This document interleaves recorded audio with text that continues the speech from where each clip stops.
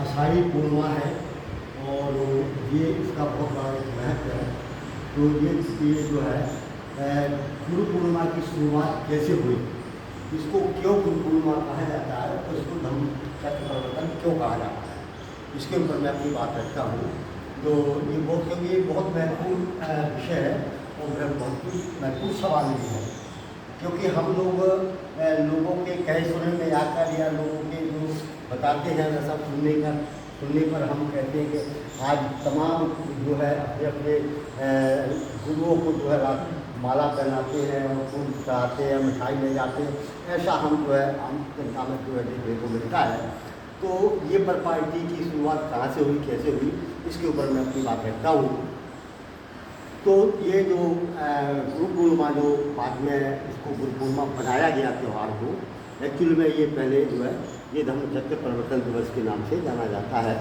तथागत बुद्ध को बुद्धित्व ज्ञान प्राप्त हो जाने के बाद जब बुद्धित्व को जब ज्ञान प्राप्त हुआ बोध गया में, तो बोध गया में ज्ञान प्राप्त करने के बाद में उन्होंने जब ये सोचा, जब वो समय बनेगा मैं इस ज्ञान को किसे बताऊँ, इस ज्ञान को मैं आखिर मेरे को जो ज्ञान प्राप्त हुआ है मैं अपना तो कर, लेकिन मैं अपना कल्याण को उनकी जो भावना थी बुद्ध बनने के बाद वो एक निरस्ता की ओर चली गई और वो ये सोचने लगे कि मैं कम से कम अपना कल्याण तो कर सकता हूँ। लेकिन वो तो सहपति था, उसने सोचा कि यदि ऐसा होता है तो ये संसार के मानव के लिए अनर्थ होगा।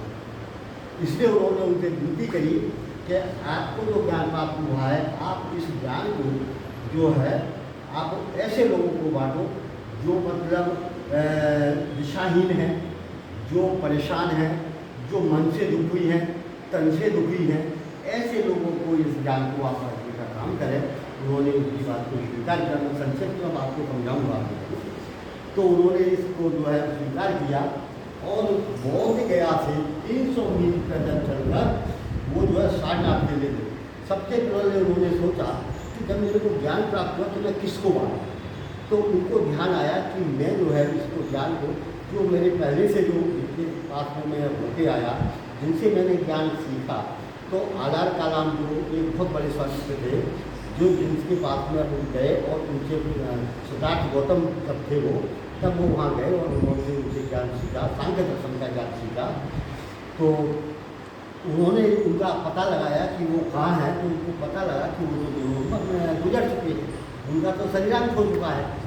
इसके बाद में उनको ध्यान आया कि आधार कालाम की मृत्यु हो चुकी है, अब मैं इस ज्ञान को किसको बांटूँ। तब उनको जो है उद्गत रामपुत्र का ध्यान आया। वो भी उस समय के बहुत बड़े विद्वान थे जो उनके अंदर में रहकर जो है बहुत लोगों ने जो है ज्ञान प्राप्त किया। तो उनको जब उद्गत रामपुत्र का ध्यान आया तो उन्होंने सोचा कि चलो उद्गत रामपुत्र को इसको ज्ञान को जो है अपन देते हैं।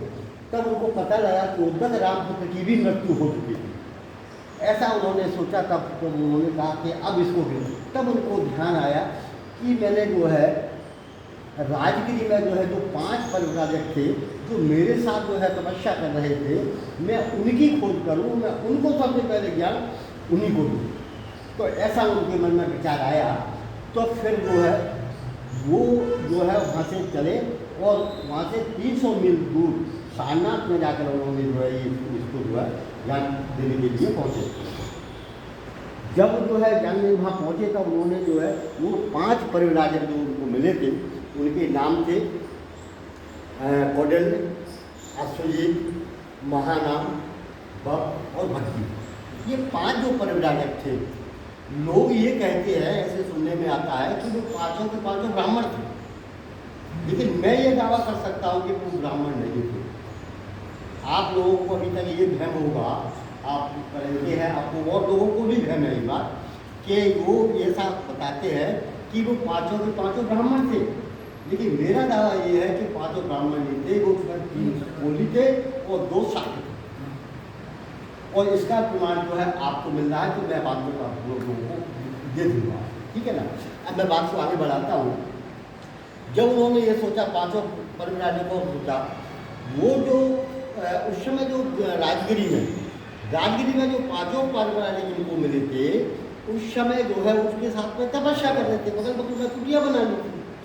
तो उन्होंने जो है जब वो काफ़ी 6 साल की तपस्या के बाद उनका शरीर जो है जर्जर हो गया और वो बिल्कुल हड्डी पसली एक हो गई, तो ये शारीरिक उत्पीड़न उन्होंने देखा।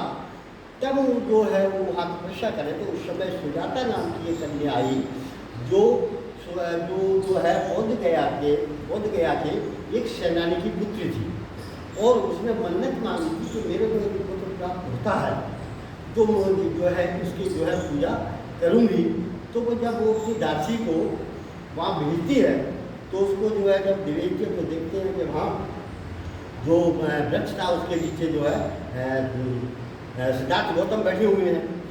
सिद्धार्थ गौतम बैठे हुए हैं, तब जाकर जो है वो सुजाता नाम की जो है आती है दासी, आती है दासी के साथ में, और अपने खीर बना के लाते हैं। उसको जब खीर खिलाते हैं, जब खीर खाते हैं तो वो पाँचों जो परगनाजक थे उनको बड़ा बुरा लगता है कि हम साथ साथ में जब तपस्या कर रहे हैं, वो इन्होंने जो तपस्या भंग करती है, तपस्या तोड़ दी है, ये अपने उसका नहीं रहे हैं, तो वो पाँचों के पाँचों छोड़कर वहाँ से जो है साटा निकल जाते हैं।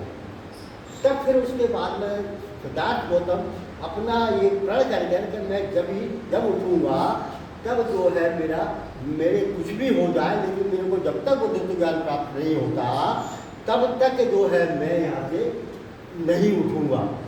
तब उन्होंने 40 दिन का भोजन अपने पास रखा और उसको जो है थोड़ा थोड़ा खाते रहे, और जो है वो अपना सांख्य दर्शन के प्रभाव में आकर और वो जो है अपना ज्ञान प्राप्ति